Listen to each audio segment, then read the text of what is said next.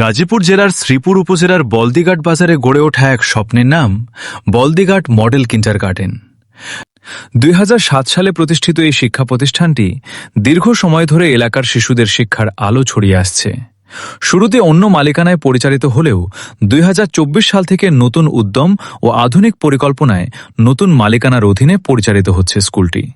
বর্তমানে প্রতিষ্ঠানের পরিচালক হিসেবে দায়িত্ব পালন করছেন আবুল কালাম আজাদ এবং প্রধান শিক্ষকের দায়িত্বে রয়েছেন মেধাবী ও নিবেদিত প্রাণ শিক্ষিকা ফারিয়া তাহসিন। প্লে থেকে অষ্টম শ্রেণী পর্যন্ত পাঠদান চালু থাকা এই বিদ্যালয়ে বর্তমানে প্রায় 200 জন শিক্ষার্থী অধ্যয়ন করছে। শিক্ষার্থীদের সঠিকভাবে গড়ে তুলতে এখানে কর্মরত আছেন 3 জন শিক্ষক ও 7 জন শিক্ষিকা। শুধু পাঠ্য বইয়ের গণ্ডিতে সীমাবদ্ধ না থেকে শিক্ষার্থীদের বাস্তব জ্ঞান ও আনন্দময় শিক্ষার জন্য প্রতি বছর শিক্ষা সফরের আয়োজন করা হয়, যা শিশুদের মানসিক বিকাশে গুরুত্বপূর্ণ ভূমিকা রাখে। অর্জনের দিক থেকেও প্রতিষ্ঠানটি ইতোমধ্যে বেশ সুনাম অর্জন করেছে। 2025 সালে গাজীপুর শাহীন বৃত্তি প্রকল্প থেকে 5 জন শিক্ষার্থী বৃত্তি লাভ করে।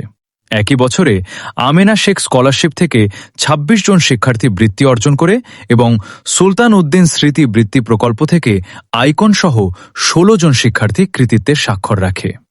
এসব অর্জনই প্রমাণ করে বিদ্যালয়টির শিক্ষার মান উন্নয়নে নিরলসভাবে কাজ করে যাচ্ছে।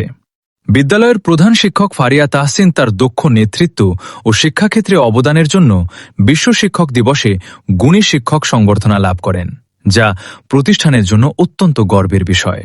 এছাড়াও বিদ্যালয়টি বিভিন্ন জাতীয় ও সাংস্কৃতিক অনুষ্ঠানে সক্রিয়ভাবে অংশগ্রহণ করে থাকে।